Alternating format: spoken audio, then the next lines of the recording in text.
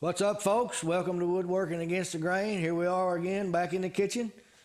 Today we're going to make a off-the-chain 4-layer delight.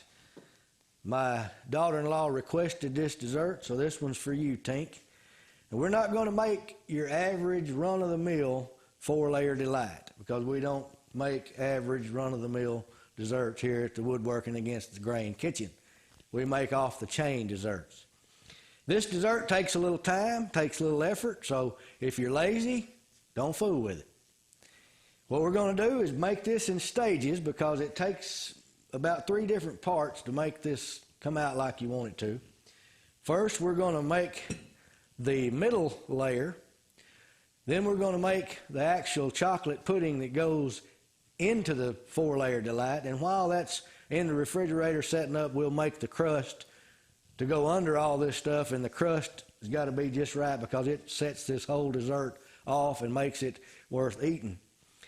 There's a cheaper, easier, less delicious way to make this dessert. If you don't want to make the custard we're going to make in a little while, you can buy box instant pudding. Some people do that, and if you can do that and live with yourself, go right ahead. Right now, we're going to take 1 8-ounce package of cream cheese. Put it in the mixer. With it, we're going to add a cup of powdered sugar. And we're going to mix that till the powdered sugar and the cream cheese have become one. Shouldn't take but just a couple of minutes for that to come together. Once it does, we're going to add a large bowl of whipped topping to this mixture. And then we're going to set this in the refrigerator for 2 or 3 hours and let it just sit there and get real stiff. And while it's chilling, we'll make the chocolate pudding for this dessert. Now I'm going to turn this mixer up just a little bit. Get this powdered sugar and cream cheese mixed together. We're going to do 1 scrape down on this. Just 1. Make sure we get all the powdered sugar in there good.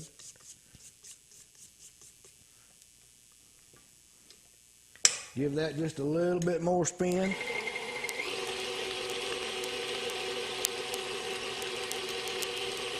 Then we're going to fold in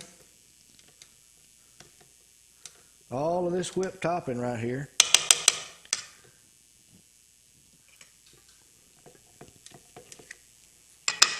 Get all this off this beater. Don't want to lose any of that. That's good stuff.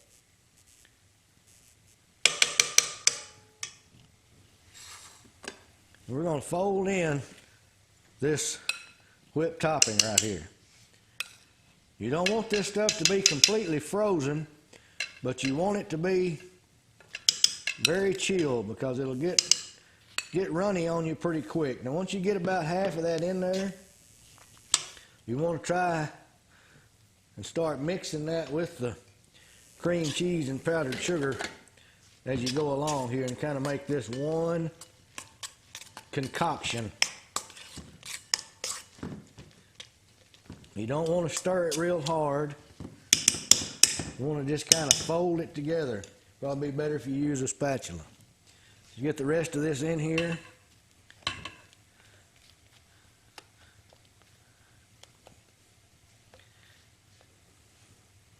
Get that mixed up pretty good. You don't want to knock all the air out of this whipped topping. That's why you want to do the fold in kind of gentle like. Just get the whipped topping and the cream cheese and powdered sugar mixture in one good consistency there. And once you get that folded in pretty good, you want to just set this in the refrigerator.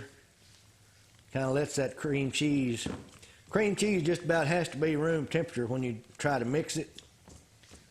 So it's kind of soft, but now we want that to get firmed up with the whipped topping and the powdered sugar. So we're just going to put this now in the refrigerator for a little while we make some chocolate custard. Welcome back, folks. We've got our cream cheese and powdered sugar mixture cooling in the fridge. Right now we're going to make a chocolate custard for this 4-layer delight, and this is a very crucial part of this dessert. If you ruin this, you ruin the whole dessert. You don't want to do that. So we're going to be careful while we make this custard. Take our time, do it right, and this is going to be what sets your 4-layer delight apart from everybody else's. The next time you make this like this and you take it to a party, get ready to bring one to every party you go to thenceforth. Now we got a good heavy saucepan right here on the stove, and we're going to add 2 cups of milk into that saucepan. Write that down. 2 cups of milk. To the milk, we're going to add a cup of sugar. Now we're going to put some fire under it. You want this on about medium-high heat till you get it to a boil. We're also going to add a half a stick of butter. Don't use margarine. Don't use oleo. Use butter. It won't be any good if you skimp on the butter. Invest in one of these. This is a whisk. Go ahead and spend the $2 and get one. Your kitchen will thank you for it because you can stir with one of these things and you don't slosh stuff all over the house. And those who clean behind you will be very appreciative when you don't slosh all over the house. So buy yourself a good whisk. Now we're going to let this stuff heat up. We're going to bring it to a boil in a minute. Now right here I've got a half a teaspoon of salt. I don't know if you know the importance of putting salt in your sweets, but I'm going to go through it with you one more time. Put a little bit of salt in your sweets. Otherwise it'll be flat, bland, and people who put salt in it, theirs are going to taste better than yours. You got to stir this. When you're cooking milk, you got to stir it. It'll scorch on you if you don't, and it won't be good. Right here we've got 2 tablespoons of all-purpose flour. We're going to add that right in there with it. That's what's going to make this get thick when it starts to boil. Remember, always remember this, flour doesn't reach its full thickening potential till it comes to a boil. Once it boils, it'll start to get thick on you. Right here we've got 1/3 cup of unsweetened cocoa. That's going in there too. You want to stir this in good, and you're working with dry cocoa. It takes a little while, a little bit of stirring to get this to come together. So just be patient with it. Take your time. Remember we talked about earlier, this is not a quickie dessert. This is a food of love. So be willing to put a little effort into it, a little bit of time. Once you get all that cocoa moistened with this butter and milk and sugar mixture, it's going to be a real nice semi-dark chocolate color. Get this stirred in a little bit more, we'll get a close-up shot of what this custard looks like before it gets thick. Right now we've got a pretty good little fire under this pot. Our butter's melting. Our cocoa's coming together pretty good there. As soon as that other little dab of butter melts there, we'll talk about these egg yolks over here. This is one of the most important parts of any custard you make. If you mess this part up, you'll mess up the whole custard. Over here in this bowl, I've got 3 egg yolks separated from the whites. The egg whites are in another bowl in the refrigerator for the next time you need to make a meringue for a pie, or if you want to make an egg white omelet. Got this custard pretty hot. Now these egg yolks are cold, and this is very important that you get this part right. When this custard gets warm, you can't put these cold egg yolks in this hot custard because they'll scramble and your custard will be ruined. It won't be the least bit smooth at all. You want to take these egg yolks and just beat them up just a little bit. And then you want to take some of this hot custard, just a little bit of it, and you want to warm these egg yolks up kind of slow. That way they don't cook immediately and scramble in your custard. Now once you get them tempered, get the temperature brought up, now you can add them to your custard and finish cooking it. You want this, when it comes to a pretty good boil, to boil for about 2 minutes. But if you'll get those egg yolks temperatures up to match the temperature of the custard, they won't scramble on you, and you'll have a good smooth filling for your 4-layer delight.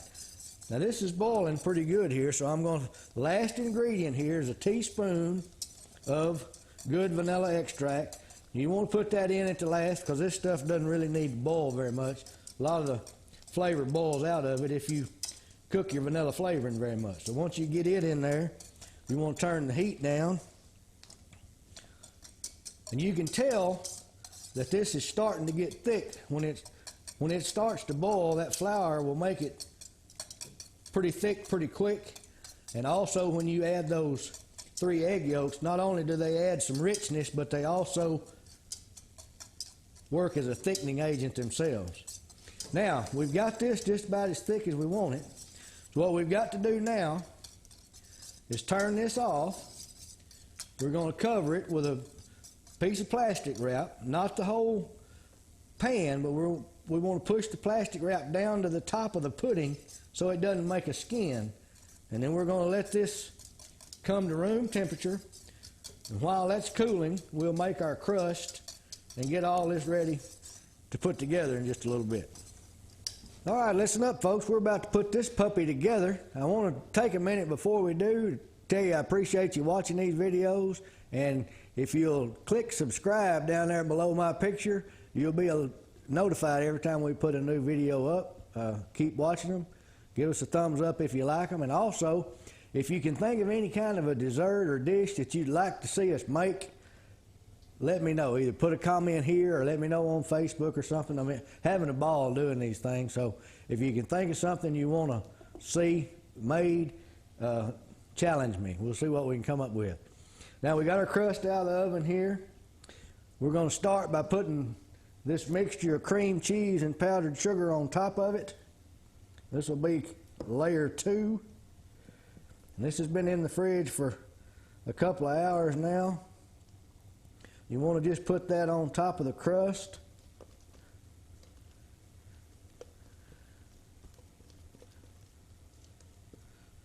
Kind of get all that smeared around there good.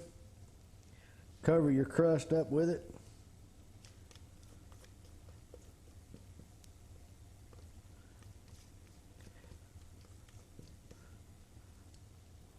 Take you a good rubber spatula and get that smeared around all over the crust there. Just kind of cover it up. You have to use a fairly deep 9 by 13 dish here, because this is going to get fairly full. Now we're going to take this chocolate custard that we made. It's next. We're going to put it right on top, and it don't really matter if you get some of the white mixed in with the chocolate. This stuff's not hard enough to not mix together a little bit. And you want to take that chocolate pie filling now and do the same thing with it. Just get it on top, mixed in with this Cool Whip. That's some awfully good stuff right there. Just kind of swirl it together there. That's considered layer 3. Kind of swirl that together. Once you get this put together, it doesn't hurt to put some plastic wrap on it and set it in the refrigerator for a few hours till you're going to get ready to take it wherever you're going to eat it. Now, once you get that chocolate mixed in there good, we've got another container here of whipped topping. That's just going to be the top of the iceberg there. You want to do the same thing with that. Just kind of take it Smear it all over the place. This is a good summertime dessert because it's a cold dessert. It needs to stay in the fridge. Smear that out there good. Once you kind of get it all out there like that, you're supposed to take a chocolate bar and garnish it by putting little curls on top of it like that. You can do that if you want to. Really doesn't add anything to it except a little bit of looks. But if you're taking it somewhere and you're trying to impress somebody, go ahead and grade you up one of these on there. It's chocolate, so it sure can't hurt anything. You can put as little or as much on there as you want to. Just remember when you're using this grater, it's pretty sharp, so stop before you get to your finger. Nobody wants finger in their 4-layer delight. You get all that mixed in there good. You want to take just a little bit of it and make sure you get a little bit of that crust down in there in your bowl, and you sample it.